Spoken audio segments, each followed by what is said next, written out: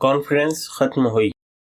میں اور Imran law school سے نکلے اور ہارورڈ اسکوائر کی طرف چل پڑے۔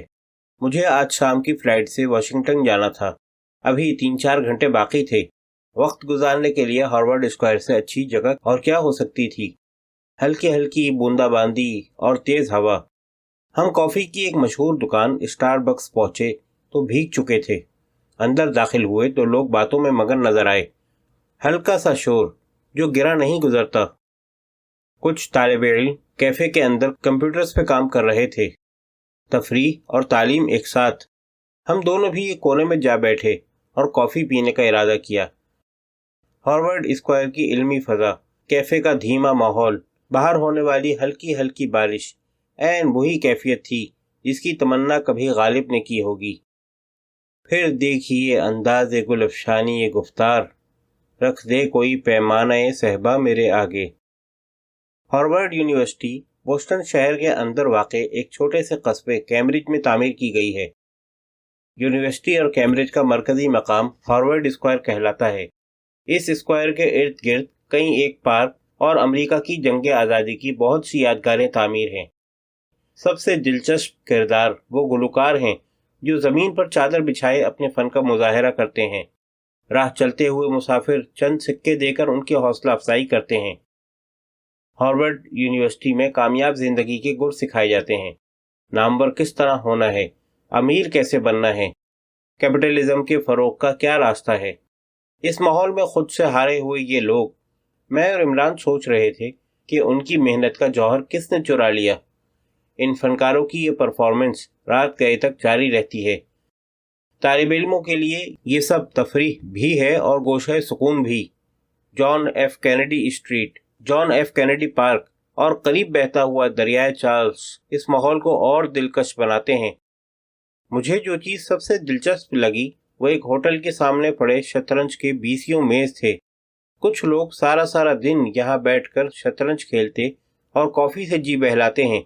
تیز بھاگتی ہوئی زندگی میں شطرنج جیسا کھیل وہی کھیل سکتے ہیں جو خواہشوں کے حصار سے آگے نکل چکے ہوں، لیکن بعض لوگ $2 کے اس انعام کے لیے بھی کھیلنے بیٹھ جاتے ہیں جو یہاں بازی جیتنے پہ مل سکتا ہے۔ ہارورڈ اسکوائر اور یونیورسٹی لازم و ملزوم ہیں۔ ہارورڈ یونیورسٹی امریکہ کی سب سے قدیم یونیورسٹی ہے جو سن 1636 میں تعمیر ہوئی۔ ہارورڈ کو دنیا کی سب سے امیر یونیورسٹی کا اعزاز بھی حاصل ہے۔ اس کے انڈومنٹ فنڈ میں $30 ارب سے زائد رقم محفوظ ہے۔ یہ رقم پاکستان کی 2 سال کے بجٹ کے برابر ہے۔ کئی 100 ایکڑ پر مشتمل یہ درسگاہ علم و ادب کا لامحدود خزینہ ہے۔ اس یونیورسٹی کی لائبریری دنیا کی تمام یونیورسٹیوں سے بڑی ہے۔ امریکہ کے 8 صدور اس یونیورسٹی کے طالب علم تھے۔ یہاں کے 75 طلباء اور اساتذہ نوبل انعام حاصل کر چکے ہیں، اور ہمارے نوبل پرائز ونر وہ بد نصیب تو کسی یونیورسٹی میں پہنچنے سے پہلے ہی اندھیروں میں ڈوب جاتے ہیں۔ امریکہ کے 62 کھرب پتی جو ابھی زندہ ہیں اس یونیورسٹی سے پڑھ کے نکلے ہیں۔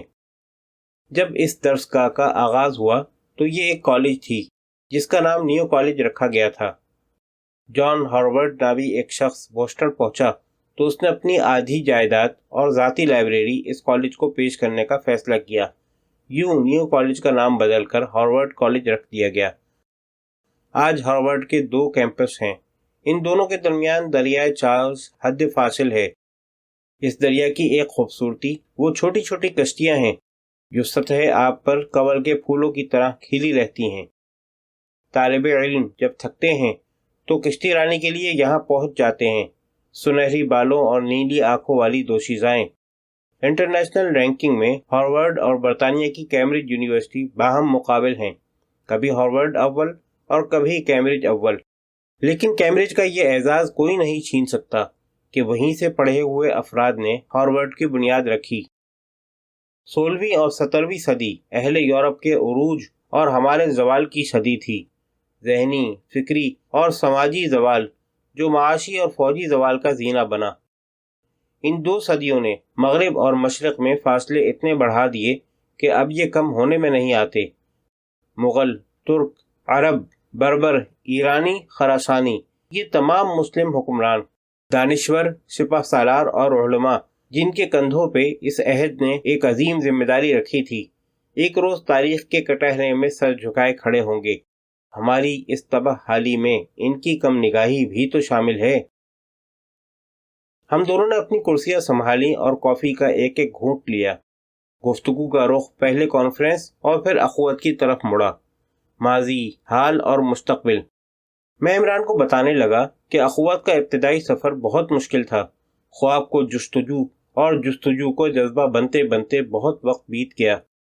اخوت کو ایک نمایاں کامیابی اس وقت ملی جب نامور صحافی مجیب الرحمان شامی نے میرا تعارف پنجاب کے سابق گورنر لیفٹیننٹ جنرل ریٹائر خالد مقبول سے کروایا۔ ہم جنرل خالد مقبول سے ملنے گورنر ہاؤس گئے تو انہوں نے قرضوں کے اس تصور کو بہت سراہا اور اپنے تعاون کی پیشکش کی۔ ہمارے اس جواب پر کہ ہم یہ کام حکومت کے بجائے صرف مخیر حضرات کے تعاون سے کرنا چاہتے ہیں، وہ بے حد متاثر ہوئے۔ میں نے انہیں دعوت دی کہ وہ ہمارے دفتر آئیں اور لوگوں سے ہمارے کام کے بارے میں خود پوچھیں۔ اگر انہیں اطمینان حاصل ہو کہ ہمارا کام اچھا ہے تو پھر تعاون کا فیصلہ کریں۔ سابق گورنر نے یہ دونوں کام کر دیے۔ وہ مارچ 2003 میں رسول پارک نامی اس کچی بستی میں آئے جہاں اخوت کا آغاز ہوا تھا۔ بیسیوں مرد و خواتین نے انہیں اخوت کی داستان سنائی۔ ان الفاظ میں نہ جانے کیا اثر تھا کہ کچھ ہی عرصے بعد جنرل خالد مقبول نے اس محلے کی 500 خواتین کو گورنر ہاؤس میں چائے پر مدعو کر لیا۔ یہ اپنی نوعیت کی منفرد تقریب تھی۔ غریب خواتین گورنر ہاؤس کے وسیع لان میں نہایت اعتماد کے ساتھ چائے پی رہی تھیں۔ اس موقع پر کئی ایک مخیر افراد بھی مدعو تھے۔ ایک طرف وہ لوگ جو سونے کا چمچہ لے کر پیدا ہوئے اور دوسری طرف مفلس اور نادار جن کے دامن میں کانٹوں کے سوا اور کچھ نہیں۔ غریب عورتوں نے ٹوٹے پھوٹے الفاظ میں ایک بار پھر اپنی کہانی سنائی، جدوجہد اور امید کی لازوال کہانی جو دلوں کو موم کر دیتی ہے۔ یوں بیٹھے بیٹھے عطیات کا ایک سلسلہ چل پڑا۔ تقریب میں کچھ دانشور اور کالم نگار بھی موجود تھے۔ وہ جو اقبال نے کہا تھا، بھر آئے پھول کے آنسو پیام شبنم سے، ان خواتین کے لہجے میں وہ گداز تھا کہ ان کالم نگاروں میں سے کئی ایک کی آنکھیں نم ہونے لگیں۔ اس تقریب پر کئی کالم لکھے گئے جن کی بدولت اخوت کا نام پھیلنے لگا۔ سب سے پہلا کالم عبد القادر حسن کا تھا جو 15 جنوری سن 2004 کو روزنامہ جنگ میں شائع ہوا۔